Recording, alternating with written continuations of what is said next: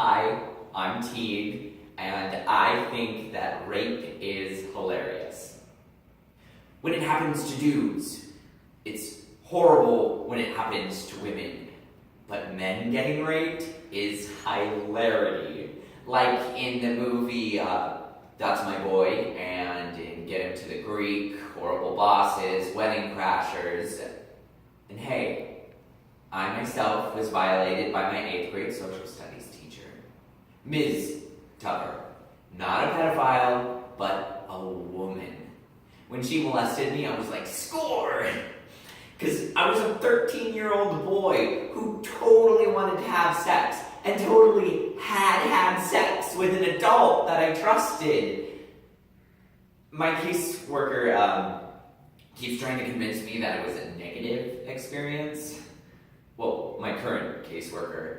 I couldn't really talk about it with my last caseworker because she was a woman and can't open up to them emotionally. Not because I was raped by one. It was statutory, it wasn't real rape. I wanted it. I must have wanted it because I got an erection from her stimulating me and the fear. And physically, it felt really good. And at the same time, like the worst thing that could possibly be happening to me. Like I was less than human. That is funny. When I wake up, I'm in a bright room. Way too bright. Where am I? Huh? Mom? What happened? Am I in a hospital? Oh my god, why am I in a hospital? Well, you are... What? I was what? Okay, think girl, what happened last night? Okay. Last thing you remember... Oh, the party. The party at Tim's place. But I didn't drink. I don't drink. All I had was water. Some water bottle that some boy gave to me, like the tall, dark, and handsome type. Wait. Is that bottle sealed when I got it? Was it your fault, honey? It wasn't my fault. Wait. Was I raped? Oh, no, I didn't do anything to provoke that, but I stay in on Saturday nights and watch anime, I get my homework done early, I get to class on time, for God's sakes. I am so careful about this, I only went to one party! Excuse me for saying no. Excuse me for standing up for myself and taking ownership of my relationship and my life and my body. I'm sorry that didn't make sense to you. To you, it was a direct attack on your pride and your feelings rather than a defense of my body.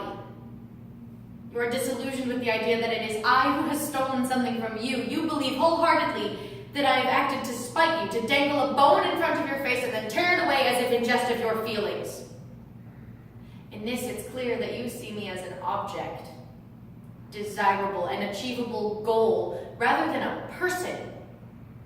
I am a conquest which you have beguiled yourself into believing you cannot possibly fail at, and thus you begin to believe no means yes.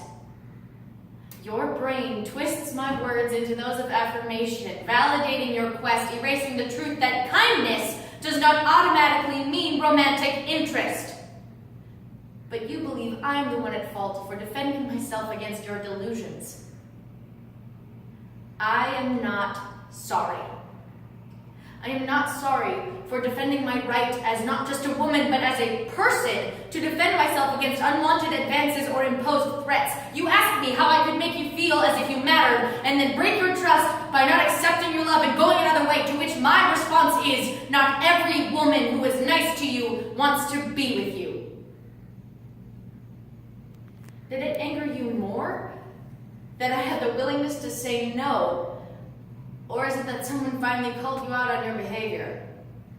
All the guys would laugh at me and call me a faggot for not enjoying it. And I was like, psych! I totally enjoyed it.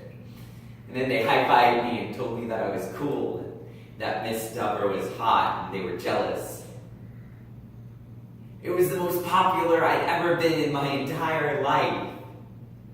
It was the happiest that I'd ever been.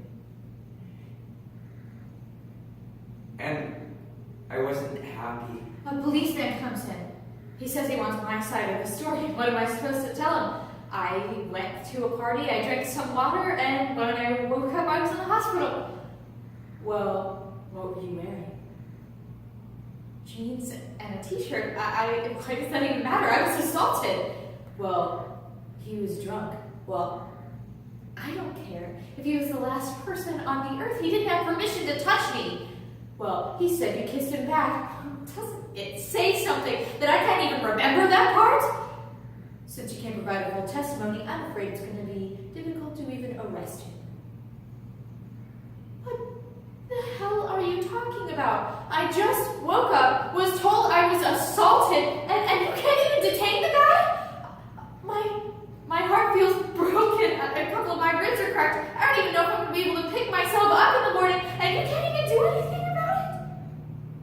I want to scream. I want to rip my hair out. I want to run down the hallway and out onto the balcony and just throw myself off. I don't want this.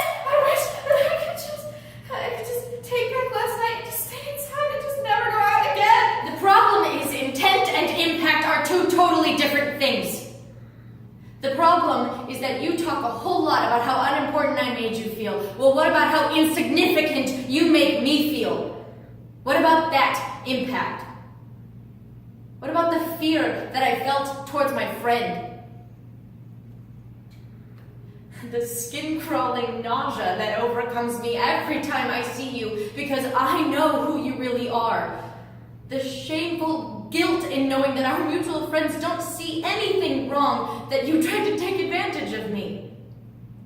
The growing helplessness in knowing that you saw nothing wrong with your actions and will never understand why I felt degraded, demoralized, and dehumanized. But you cannot take away the ferocity with which I live and my will to stand tall. Sometimes, as a guy, you have to hide your pain if you want to fit in. And humor is a great way of doing that. And that's why I genuinely think that rape is funny. Because I have to. And no matter what anyone says, no matter what anyone thinks happened, I did not ask for this. You want to know something funny? I don't even know his name.